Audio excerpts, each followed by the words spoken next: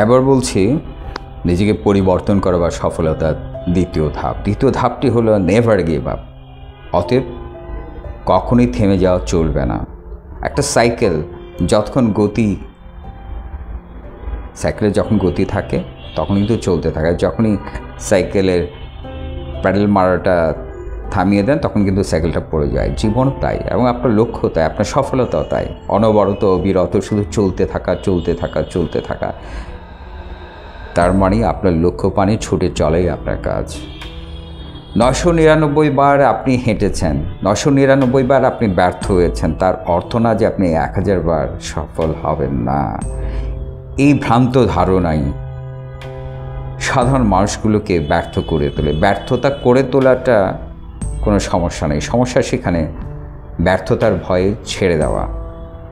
আর ব্যর্থতা তো একটা অর্জন। প্রতিটি স্টেপ আপনি দেখুন, আমরা ব্যর্থ হিসেবে কেন দেখছি? আমরা যদি ভাবি প্রতিটি স্টেপে আমরা নতুন অনেক কিছু শিখছি, সেগুলো অর্জন করি, অ্যাচিভমেন্ট আমরা অর্জন করেছি।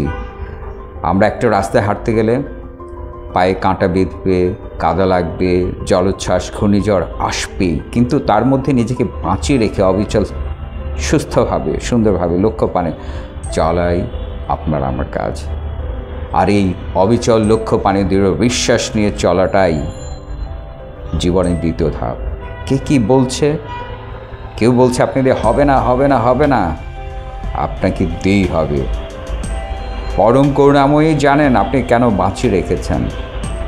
অতএব আপনাকে সফলতার জন্যই বাঁচিয়ে রেখেছেন। সেই সফলতা আপনি খুঁজেন না, তাই সফল হন না। যারা খুঁজে তারাই সফল হয়। যার লক্ষ্য পানে অবিচল থাকে তারাই কিন্তু জয়ী হয়। অবিচল লক্ষ্য পানে দৃঢ় বিশ্বাস নিয়ে যারা পথ চলতে থাকে অবিরত, তারাই জয়ী হয়, তারাই ইতিহাস হন। মনে রাখবেন, চোখের কোণে পানি জমতেই পারে, সেই পানিকে অজান্তে আড়ালে বিসর্জন দিন। আর সবার সামনে হাসি মুখে সেলুট দিন।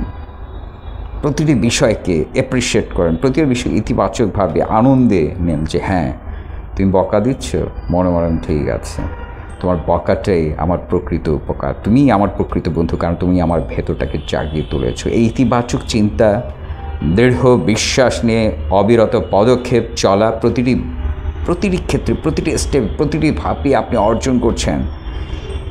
এই মনোভাবটাই আপনার দ্বিতীয় ধাপের প্রধান কারণ। তার মানে লক্ষ্য পানে অবিচল চলা, তার মানে দৃঢ় বিশ্বাসী হওয়া।